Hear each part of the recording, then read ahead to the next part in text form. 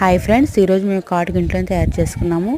ఒక 5 బాదం పప్పులు తీసుకొని మెత్తగా నూరుకున్నాను. ఒరిజినల్ కాటన్ తీసుకొని ఈ బాదం పప్పు పొడిని దాంట్లో వేసుకున్నాం ఫ్రెండ్స్. ఆముదం గానకాడ తెచ్చుకున్నాం అనమాట. ఈ గానకాడ తెచ్చుకున్న ఆముదాన్ని ప్రమిదిలో పోసుకొని 3 గ్లాసులు తీసుకొని దాని మీద ప్లేట్ బాల్ ఇచ్చాము. కాటుకు అంటే చాలా బాగా వచ్చింది. బయట షాపుల్లో కొనుక్కునే కాటుకు ఇంట్లో తయారు చేసుకునే కాటుకు చాలా తేడా ఉంది ఫ్రెండ్స్. మీరు ఒకసారి ట్రై చేయండి. ఈ వీడియో మీకు నచ్చినట్లయితే please like, share, subscribe friends. Bye friends.